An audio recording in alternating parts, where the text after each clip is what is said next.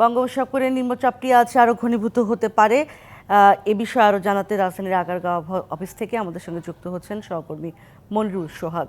সোহাগ, বলা হচ্ছে নিম্নচাপটি আজ আরও ঘনীভূত হতে পারে।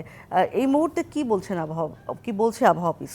শক্তিশালী হওয়ার যে প্রক্রিয়া, যে ধাপগুলো রয়েছে সেই সব ধাপগুলো কিন্তু আমরা এই নিম্নচাপের ক্ষেত্রে দেখেছি এবং গভীর নিম্নচাপে কিন্তু অতি দ্রুত সেটি পরিণত হয়েছে এবং খুব অল্প সময়ের মধ্যেই কিন্তু সেটি আসলে পরবর্তী যে ধাপ সেই ধাপে যাচ্ছে এবং মৌসুমের প্রথম ঘূর্ণিঝড় হতে যাচ্ছে এটি।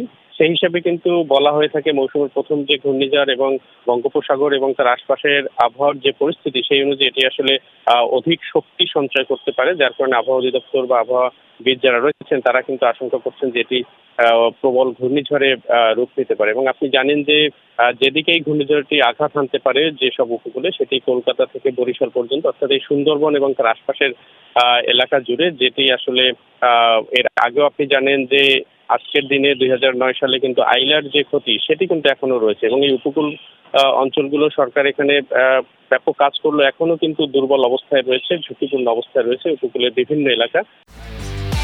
একমাত্র ওয়ালটন এসি দিচ্ছে 1 বছরের রিপ্লেসমেন্ট গ্যারান্টি এবং কম্প্রেসারের 10 বছরের গ্যারান্টি। তো সেখানে এ ধরনের একটি ঘূর্ণিঝড় যদি আঘাত হানে সেক্ষেত্রে ক্ষয়ক্ষতির পরিমাণ যাতে বেশি না হয় সেজন্য কিন্তু যারা বিশেষজ্ঞ রয়েছেন তারা সেদিকে তাগিদ দিয়েছেন এবং আসলে কিন্তু আইলার যে ক্ষতি সেটি কিন্তু এখনো রয়েছে এবং এই উপকূল অঞ্চলগুলো সরকার এখানে ব্যাপক কাজ করলো, এখনো কিন্তু দুর্বল অবস্থায় রয়েছে, ঝুঁকিপূর্ণ অবস্থায় রয়েছে উপকূলের বিভিন্ন এলাকা।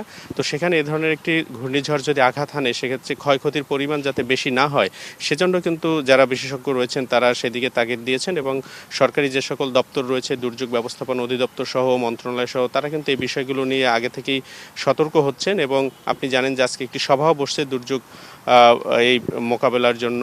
তো সব মিলে আসলে সরকারের প্রস্তুতি নেওয়ার যে বিষয় সেটি রয়েছে। আবহাওয়া অফিস বলছে সরকার দেখে শুনে যাতে এই বিষয়গুলোতে প্রস্তুতি নেয় এবং যারা স্থানীয় লোকজন রয়েছেন, ঝুঁকিতে যারা আছেন, তাদের যাতে নিরাপদ জায়গায় সরিয়ে নিয়ে আসা যায় সময় মতো, এই বিষয়টির উপর জোর দেওয়া হয়েছে। তো এই ছিল আবহাওয়া অধিদপ্তর থেকে এই মুহূর্তের খবর।